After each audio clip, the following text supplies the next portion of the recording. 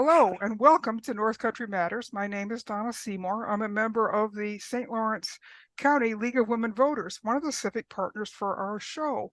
My guest today is Carlene Bermann. Carlene is the executive director of the St. Lawrence County Center for History and Culture. Many people know it as the County Museum and or the St. Lawrence County Historical Association. Carlene, welcome to North Country Matters. It's a pleasure to have you as a guest on the show so people can get to know a little bit about you and the St. Lawrence County Center for History and Culture. Thank you, Donna. It's a pleasure to be here. All right. So, Carlene, tell us a little bit about yourself and your background and how you came to be the director there at the County Museum. Sure. So I grew up in Virginia. I actually studied art at Virginia Commonwealth University. I studied craft and material studies was the actual major. And at the time, so when I was young, my father used to make toys. My mother made dolls. I came from a very crafty family, and I always loved making things. And it took me many years to make a connection between things that we make by hand and how that material culture is preserved and stored. But when I learned that museums were a career that I could have, that came about in my early 20s. I had done AmeriCorps and kind of investigated a lot of different careers, and by chance fell into working at the Providence Children's Museum in Rhode Island. Found that I loved museum work so much that I went back to school, first at Tufts in Boston, to do a certificate in museum studies. And that actually taught me a lot about collections, handling objects, how the behind the scenes of museums work. Then I had the opportunity to work in visitor services and education in a lot of different nonprofit organizations, nature centers, art museums primarily. And then I ended up in grad school during the pandemic. I finally decided I would go back and get a master's degree. I was really undecided about what I wanted to do. I loved museums, but I also felt a little burned out. So I had left the field for a while and then decided to just commit. I was working as a historic interpreter when the pandemic started in a train car that was about 6 feet wide and totally closed on the ends. So it was about the worst place a person could be during a global pandemic. So great time to go back to school. I got a master's degree in museum studies, and this was the job I happened to get afterwards. So I moved to Canton. I actually first moved to Potsdam and started here as a collections manager, just overseeing the museum's quite large collection. And about 6 months later, our director left, and I went into the interim role, and things evolved from there. And here I am. So. Wow. That is a very organic kind of progression, isn't it, from your early days all the way through? So you certainly are coming at it from a great background, and not only your family history, but just how you've done your career. So that's great. So just this year, the Historical Association underwent new branding to include the words Culture Center. Tell us about how this came about and why the board thought expanding the mission in this way was important. Sure. So it was actually my idea, and it took the board a little while to come around to the idea, but they're all very supportive of the transitions that have happened now. So having lived in a lot of other places and worked in other places and seen a lot of things, I've always tried to stay kind of up to date on current events in the field. I try to go to as many conferences as possible, do as much professional development as I can, because I think it's so important to have that perspective. We can all learn from each other in this field, and something you may not have considered, maybe an organization even right down the road has already figured that thing out, and can teach you something. So, part of, I guess, what I noticed when I first started here was that there seemed to be quite this feeling of being ingrained and having done things the same way for a long time. And I listened to what people were saying around the community. And of course, being an outsider to this community myself, I tried to meet a lot of people and talk to a lot of people. And a lot of what I heard was the perception was that we were a sort of a club, more of a private we are a membership organization. So yes, we are member supported. People join, pay dues. But that being said, of course, we are still open to the public. You do not have to be a member to come, but I think there was a perception that you perhaps did. Or, if I'm not going to do research, what is there for me? So I thought it was really important to change that opinion, to really highlight the fact that we were here for everybody, open to the public, that we had a lot to offer beyond just our research room. That we did try to be an active place for research, for engagement, for programming, and for people to just drop in and, check out exhibits, check out the Silas Wright House. So that's where the culture piece really fit in, and to try to connect more of what we do to contemporary events, to not just be so deeply rooted in the past, to really highlight things in the collection that perhaps hadn't been highlighted before, to tell more diverse stories, to be more inclusive. All of those things are things happening in the larger trend of the museum world. And small historic organizations tend to be the last to kind of make those changes for many different reasons.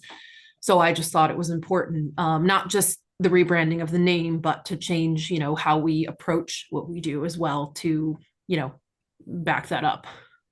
Well, I think that is such a great point you make, that sometimes it takes a fresh eye.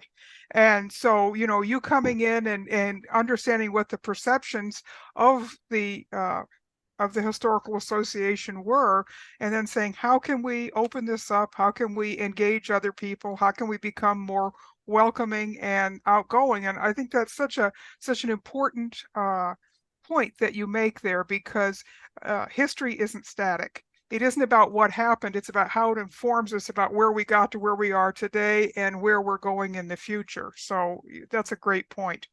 So you mentioned that the center is located at the Silas Wright House, which is tucked there in Canton between the Unitarian Church and the Community Bank on Main Street. Who was Silas Wright, and how did his house become your permanent home? Yeah, so that's another interesting question that I've been asking myself a lot since I've been here, sort of the identity that is associated with us and Silas Wright and the Wright family, and how, the Silas Wright House is another way that people know us, identify us in the community. But I don't want that to be the only way that they identify us. So Silas Wright was an important historical figure. He was an attorney. He was a Democratic politician. He served on the U.S. House of Representatives, and also he was a senator and a New York State governor. So he was the 14th New York State governor from 1845 to 1846. He actually passed away fairly young at age 52 here in Canton. There's a famous story of him having a heart attack right at the post office, dying shortly after, at home. But that's a lot of people who, study U.S. politics have perhaps heard of Silas Wright, but, as time marches on, he's not a figure that is really taught in schools, especially outside of this part of New York. So, we're really limiting our audience if we just focus on Silas Wright. So that's another, I've been trying to approach what we do from the lens of what is the story beyond Silas Wright, because Silas Wright actually only lived here for about 5 years in this house. It was almost a, later in life sort of pre-retirement home for him. He obviously grew up in Vermont and then moved all over in the course of his career.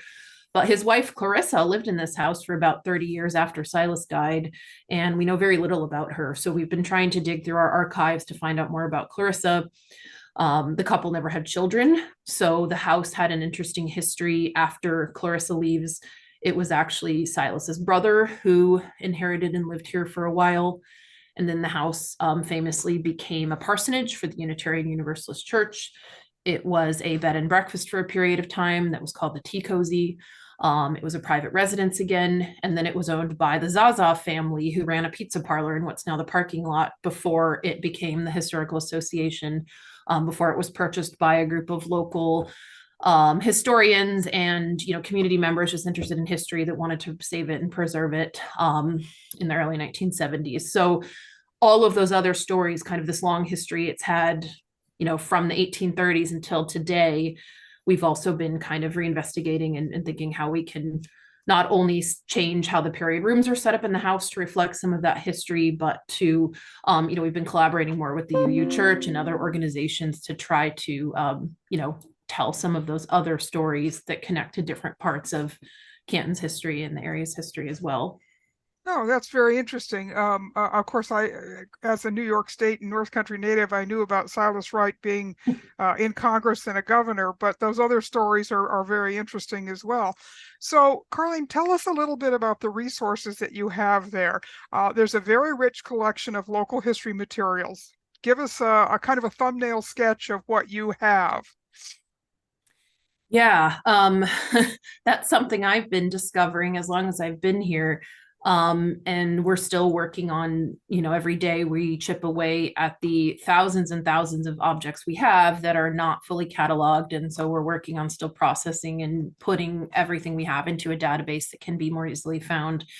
But some of the highlights, so of course we have a research room that is open to the public. In that room, we have files.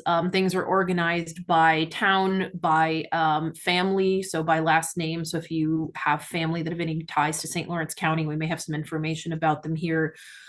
We also have cemetery records, which can be very helpful when you're doing genealogical research. We have old directories. That's just the stuff that's out kind of freely accessible that anyone can take off the shelves in the research room.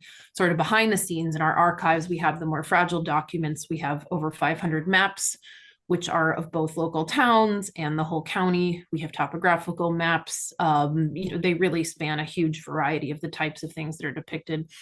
We also have thousands and thousands of photographs, negatives, glass plate negatives, historic cookbooks, a small collection of historic newspapers, but of course, a lot of those are digitized now.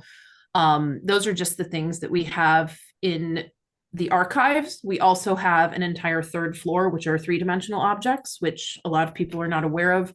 That space is not open to the public, but I'm always happy if someone wants to investigate a particular kind of thing, say they're studying spinning wheels, or historic ceramics or paintings. We're always happy to pull something out, to bring it down for people to study. And we've also been doing a lot of work trying to just organize the space and get it to a point that's sort of safe enough to walk through the aisles and organized enough that we can do tours of that object storage as well. Yeah, that's it's like your grandmother's attic. In that sense, you don't know what you're going to find, but when you start exploring it, it's pretty interesting, right? So exactly. uh, But we do have some, I guess I'll just say quickly, some of the more notable collections. We have some collections of Alcoa materials. We have a huge Silas Wright collection, which is a lot of letters and some personal, things that belong to Silas Wright and the Wright family. And some of those are particularly interesting because they're letters to and from, other well-known politicians and political figures at the time. We do have some of the original founding documents of St. Lawrence County, which are on paper that looks like papyrus. So you can see the old seal. That's really cool.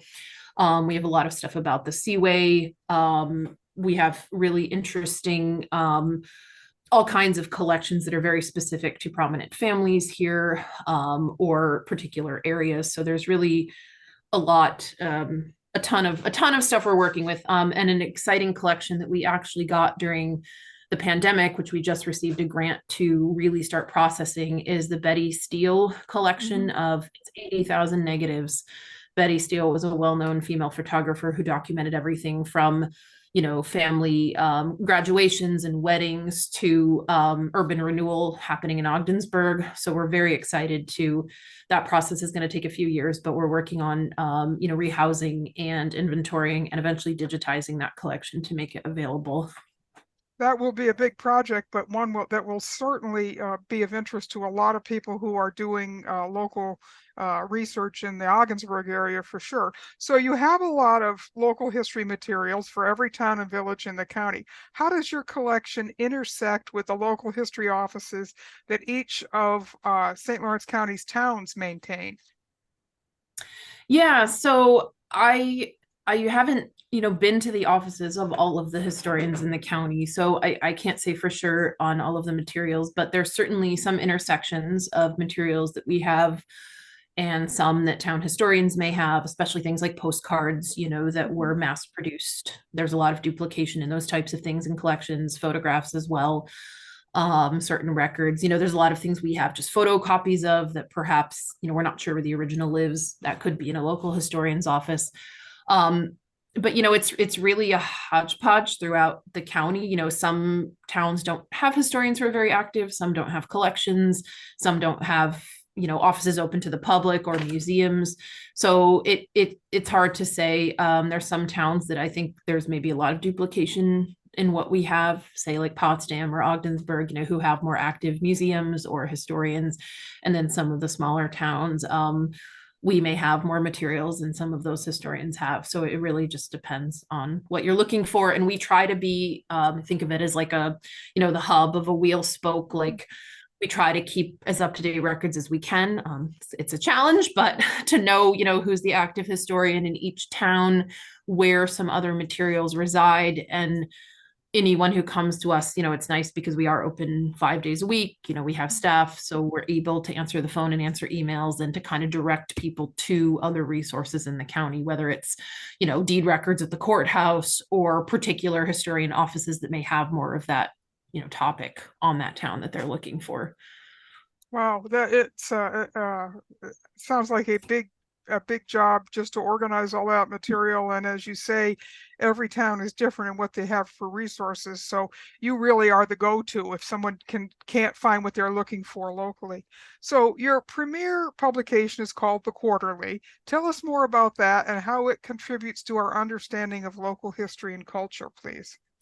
Yeah, so we've been producing the quarterly for over 65 years. So for most of the history of this organization, it's changed a bit in its nature, which is natural as we have with, different managing editors over the years. It's been a majority volunteer run publication. And even though it is under the umbrella of our organization, there is a committee specifically to work on the quarterly. And the past few years have been a challenge, especially with the pandemic and, losing a lot of regular volunteers, and our audience does trend older. So people have retired and left, and it's been a challenge for both content and keeping the publication going at the regularity that was at the quarterly regularity, because it is a major undertaking to produce a publication of that nature, especially 4 times a year.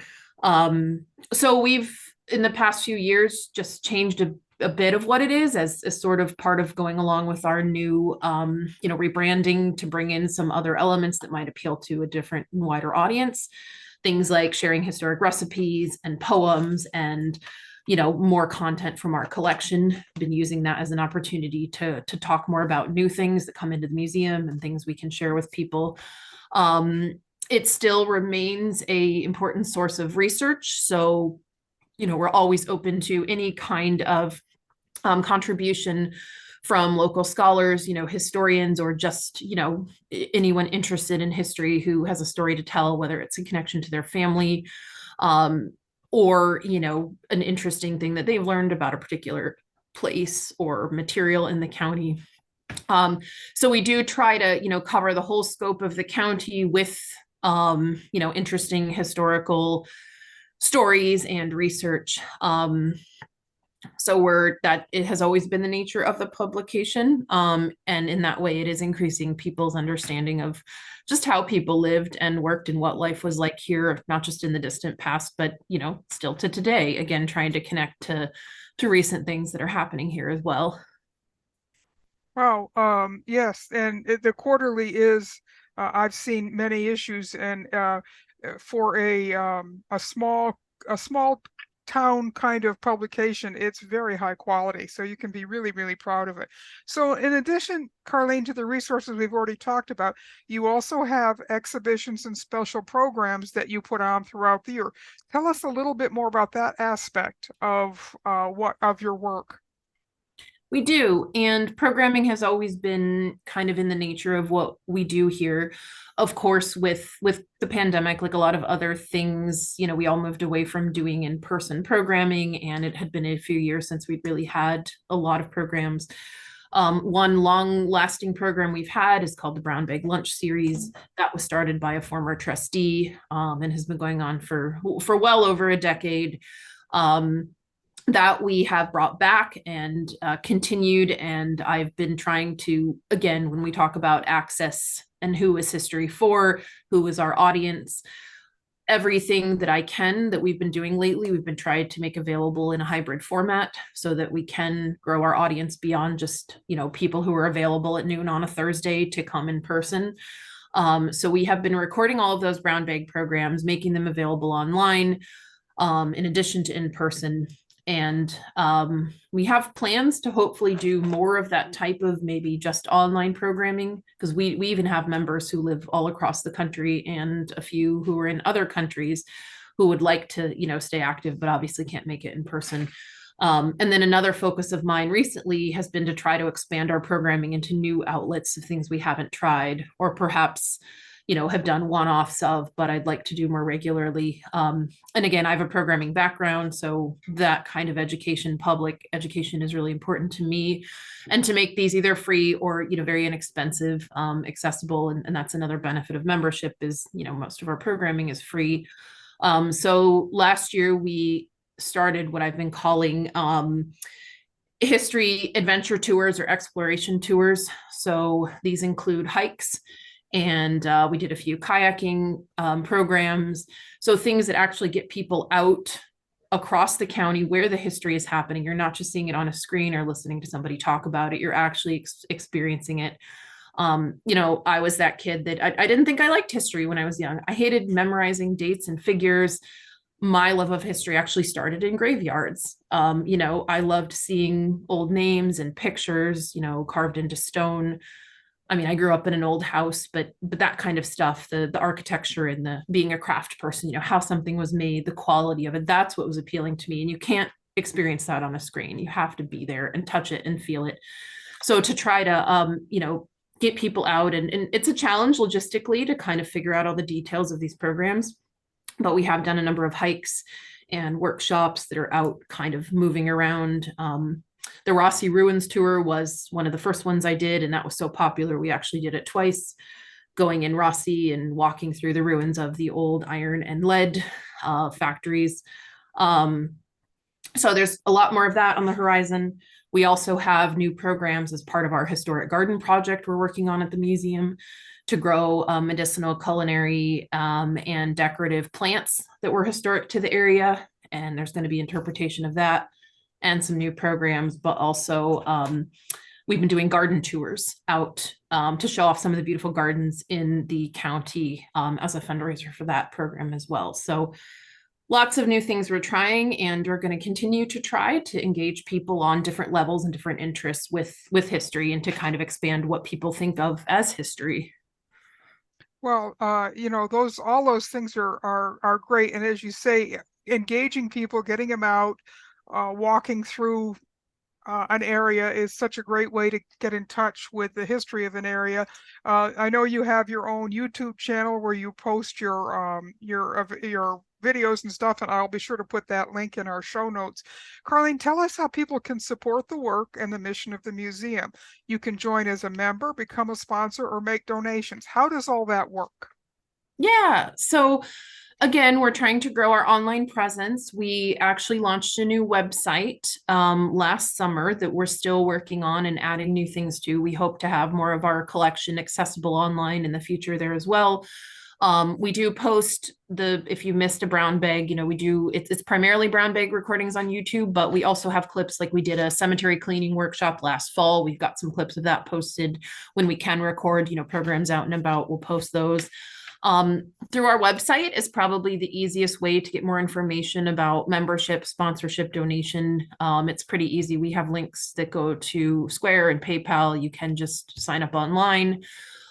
You can also email us or call us. Megan Royce is our engagement and advancement coordinator, who's handling all of our memberships currently. So she's really easy to get in touch with and can sign you up. Yeah. And again, memberships, you receive the quarterly, you have access to, the museum anytime, to the research room. But all those other online resources that we have, you also get discounted admission, of course, to programs and those kinds of things that we do. But most of the things we're trying to make available on our website, we are making available, to members and non-members. So there are other resources there as well. Well, Carlene, this has been a fascinating conversation.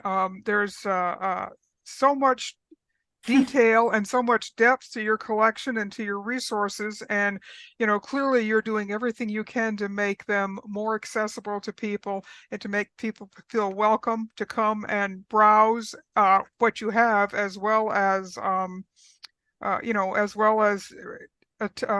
look at the online resources. So any final thoughts? What do you want people to think about the St. Lawrence County Center for History and Culture as we wrap up?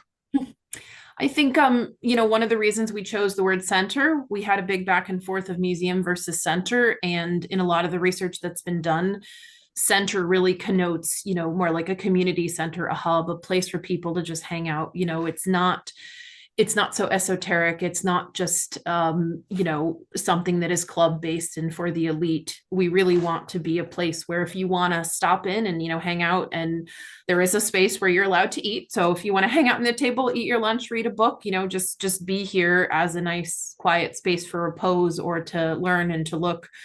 We welcome you. You don't have to be a self-proclaimed history lover. We hope that we can turn anybody into a history lover, because everything really is history.